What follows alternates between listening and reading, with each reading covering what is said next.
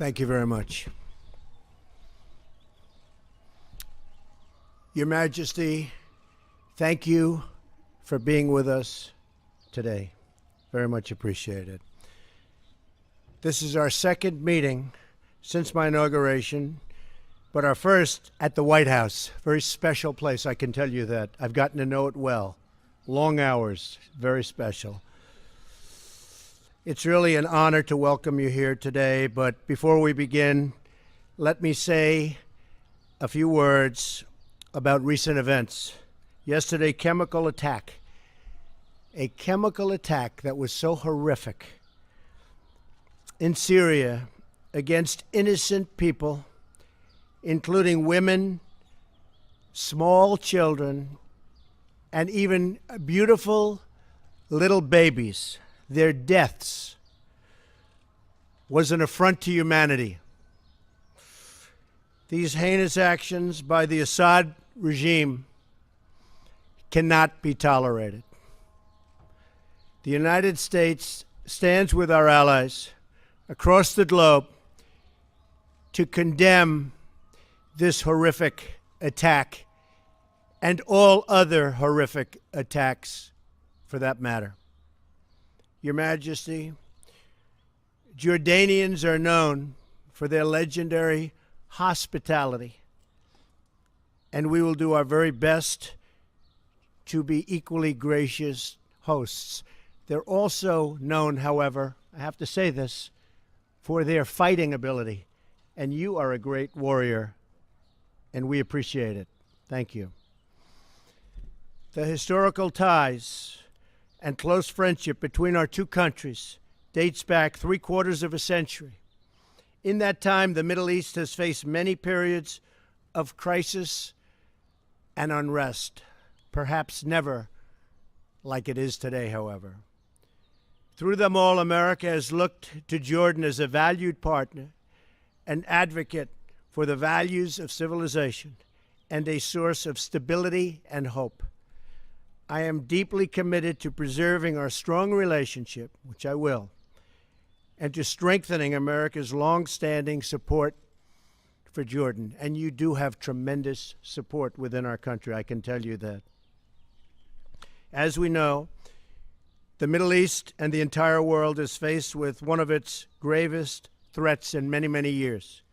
Since the earliest days of the campaign against ISIS, Jordan has been a staunch ally and partner, and we thank you for that.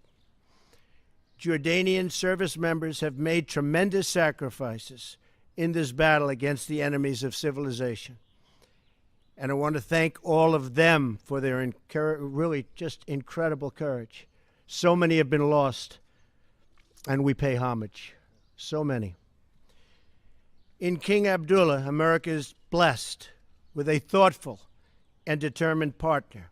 He is a man who has spent years commanding his country's special forces. He really knows what being a soldier is, that I can tell you, and he knows how to fight. The king has been a leader in calling for a plan to defeat ISIS once and for all, and I'm with you on that. We're both leaders on that, believe me. That's what we speak about today, and that is what we are going to do.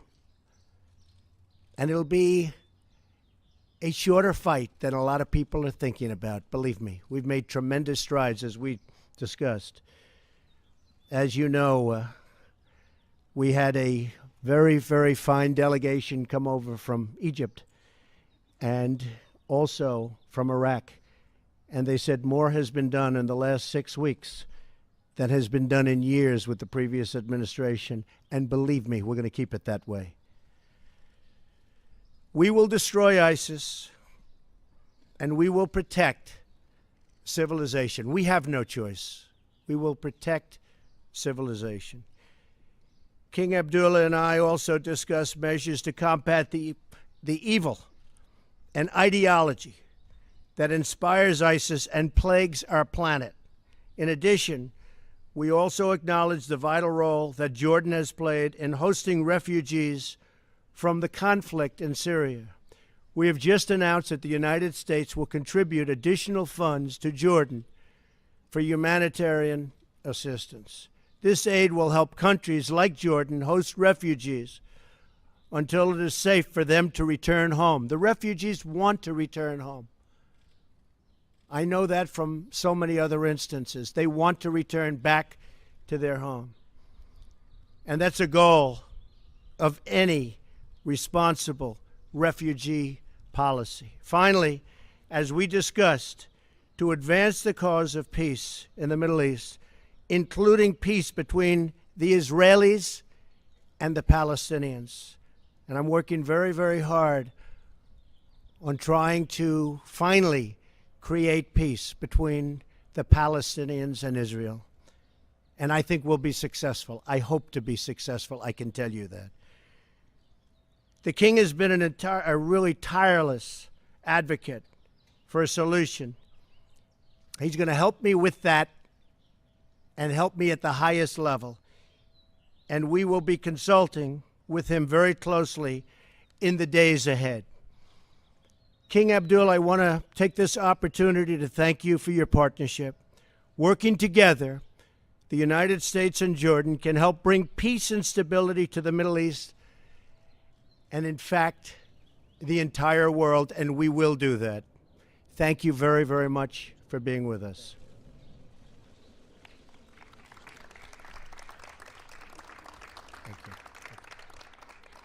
Mr. President, thank you for such a kind and warm welcome to the White House.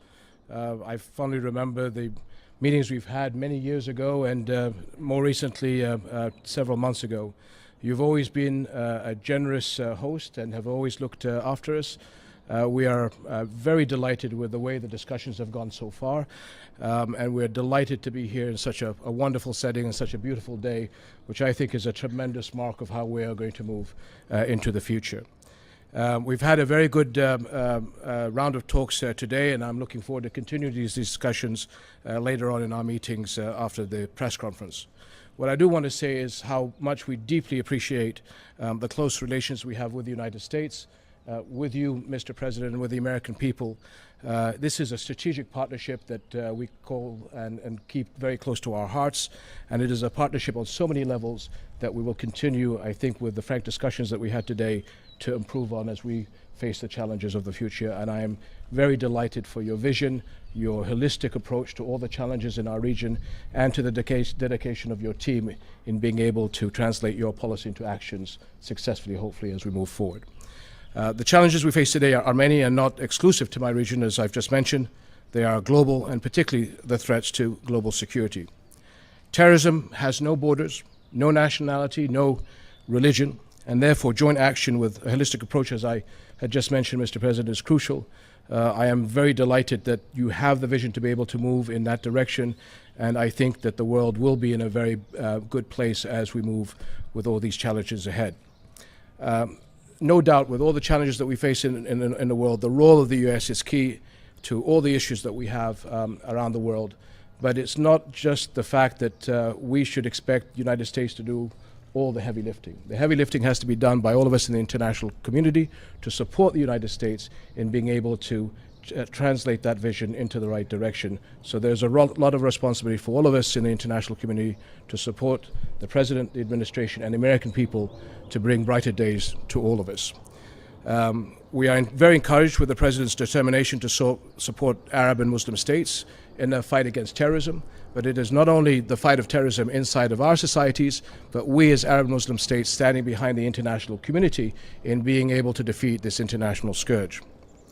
In Syria, we need a political solution that ends the conflict in the country and preserve its unity and territorial integrity.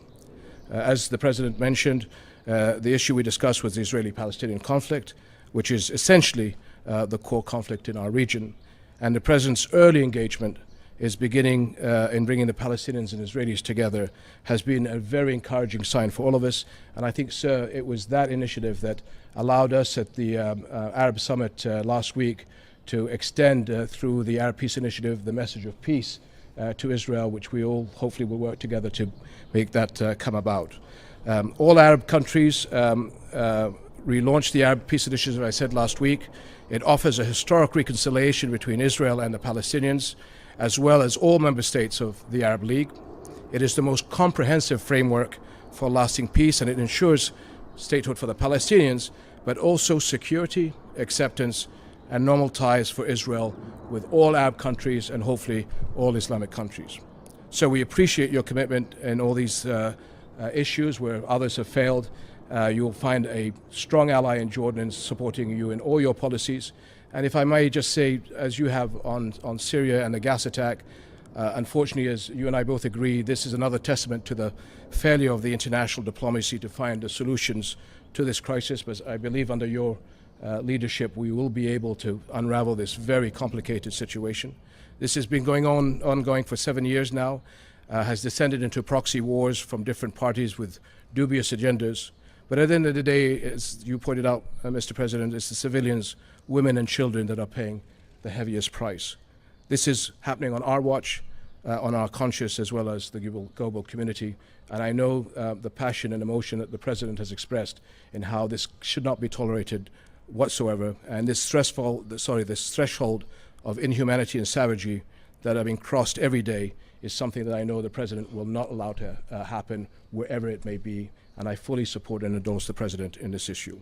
So I want to thank you, sir, because you have the outlook of looking not just at the Syrian challenges, but that of Iraq, Israel, Palestine, Libya, and everything that is in our region. So I think your message to all of us is a message of hope. And that's what I take away from this conference. And I thank you for all that you have done so far and all that you will do, sir.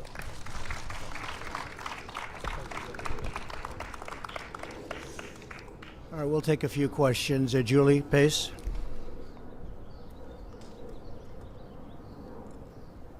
Thank you, sir. I have questions on Syria for both leaders, but if I could start with you, Mr. President. You've condemned the chemical attacks in Syria, but you also appeared in your statement yesterday to pin some of the blame on the Obama administration. You're the president now. Do you feel like you bear responsibility for responding to the chemical attacks, and does the chemical attack cross a red line for you? Well, I think the Obama administration had a great opportunity to solve this crisis a long time ago when he said the red line in the sand. And when he didn't cross that line after making the threat, I think that set us back a long ways, not only in Syria, but in many other parts of the world, because it was a blank threat. I think it was something that was not one of our better days as a country. So I do feel that, Julie. I feel it very strongly. To the chemical attack? I now have responsibility, and I will have that responsibility and carry it very proudly. I will tell you that. It is now my responsibility. It was a great opportunity missed. As you know, I'll be meeting with the president of China very soon in Florida, and that's another responsibility we have, and that's called the country of North Korea. We have a big problem.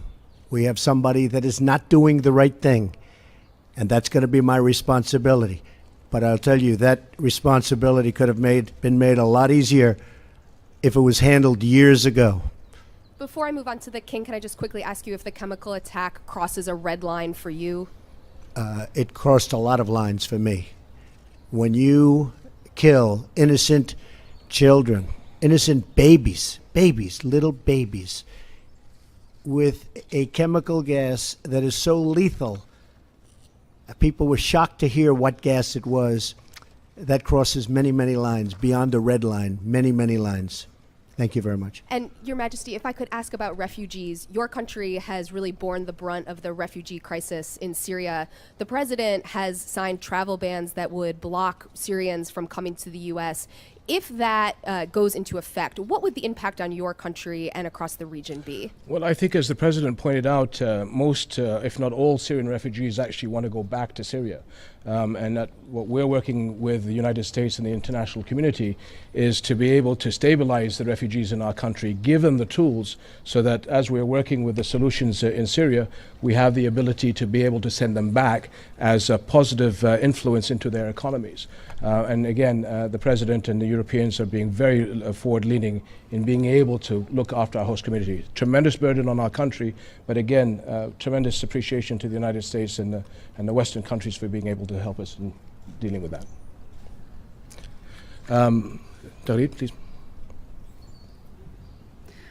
Your Majesty, how does the outcome of the recent Arab summit help the U.S. In its policy to advance Palestinian-Israeli negotiations? Well, as I said, the Arab Peace Initiative came out with a resounding resolution to offer peace to the Israelis, to make them feel that they're accepted into the neighborhood, and to be able to support the president as he brings both parties together. And again, I have to remind people that very early on, there was an early engagement by the president and his team to the Israelis and the Palestinians to be able to see what he can do to bring them together. It is the core conflict for a lot of us in the region. The president knows this. He has his instincts in the right place. And working with his team, our job, as I said, is to do the heavy lifting. The Arabs are prepared to do whatever they can to bring Israelis and Palestinians together under the leadership of the president. Thank you. John Yang. Thank you, Mr. President. I'd like to follow up on Julie's question and press you a little more on Syria. How will you distinguish your policy and your actions on Syria from the inaction that you criticized of the previous administration? You say it's now your responsibility. What should we see, or what should we look for that will be different?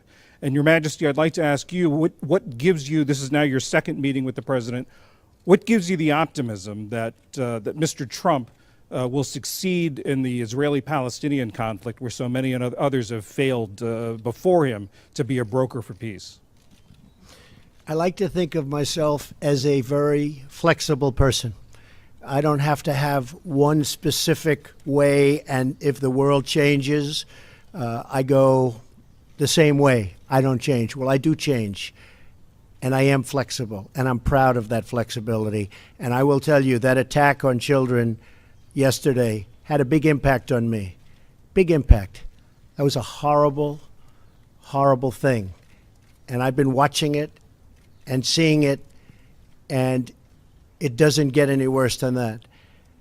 And I have that flexibility, and it's very, very possible, and I will tell you, it's already happened, that my attitude toward Syria and Assad has changed very much. And if you look back over the last few weeks, there were other attacks using gas. You're now talking about a whole different level. So, as you know, I would love to have never been in the Middle East.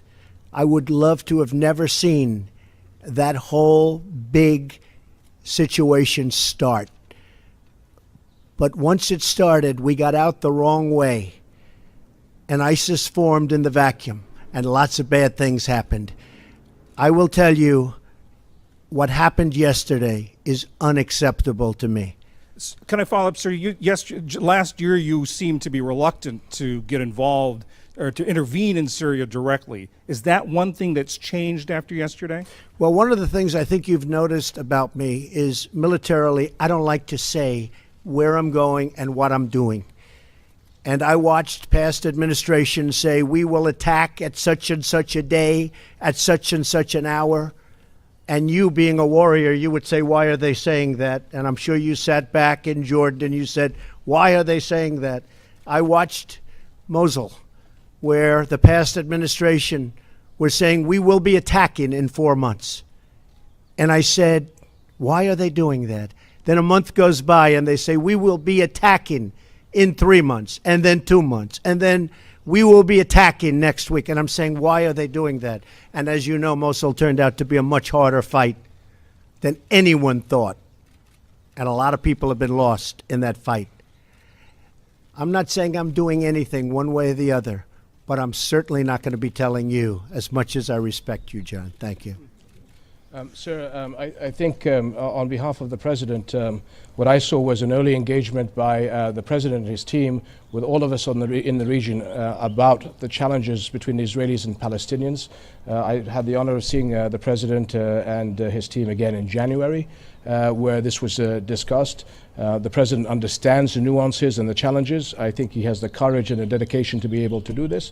Like I said before, all of us have a responsibility to help the President push us over the finish line. And so his team has been in the region. They've been talking to all the partners. And it is our job to facilitate the atmospherics between the Israelis and Palestinians to move together and give the support to the president to be able to smooth the edges over between Israelis and Palestinians to achieve this. And the president understands that if we don't solve this problem, how are we going to win the global fight against terrorism, which is his number one priority? So this is a core issue that he understands, and I think he has the commitment. And he has my full support for this, as he does from many, many countries in our region. And I have to just say that the world is a mess. I inherited a mess. Whether it's the Middle East, whether it's North Korea, whether it's so many other things, whether it's in our country, horrible trade deals, I inherited a mess. We're going to fix it. We're going to fix it. Okay. Thank you. Nadia? Thank you, Your Majesty. You touch upon the subject now, but if I ask you to look forward, how do you see the future of fighting terrorism post-Raqqa and Mosul, especially the role that Jordan will play in the eastern part of Iraq? And do you believe the real battle will start then? And if I may, Mr. President, you know very well that the Iranian militias and Hezbollah has been propping the Syrian regime for a while, over a few years now. Will you go after them? What message will you give them today? And will you work with the Russians to stop, to ground the Syrian Air Force and to establish safe zones? Thank you. Well, the first part is that we are seeing very recently tremendous gains on the ground in Raqqa and Mosul. Again, I think as the President alluded to, it's very difficult to put timelines on this issue because the battle space is always very fluid. But I think that the war is being won on the ground. Having said that, terrorists are on the move. They'll be on the move inside of Iraq and inside of Syria, so that we have to make sure that we adapt our plans accordingly, and they move beyond borders, beyond our region and elsewhere. So as we and the administration have discussed, it's this holistic approach. How do we fight them wherever they are? And I think that is the understanding. Terrorists have no respect for borders and religions and people. So it's the seriousness of how we do this holistic approach that I've mentioned several times. And what I'm really delighted is that the understanding by the President and the administration in how to deal with this globally. And I think you're seeing a move in the right direction because the policy now is being charted out, and my discussions with the Defense Secretary and the Foreign Secretary allows us to be then able to decide how we adapt ourselves in the region to be able to come in line with international diplomacy. The Iran deal made by the previous administration is one of the worst deals I have ever witnessed, and I've witnessed some beauties. It's one of the worst deals I've ever witnessed. It should never have been made. It was totally one-sided against the United States and, frankly, against much of the Middle East. I will do whatever I have to do. They have a deal. It was, some people say, not done properly, even in the form of its finalization. There was no vote from Congress. There was no real ratification. But I will do what I have to do with respect to the Iran deal. As far as ISIS is concerned,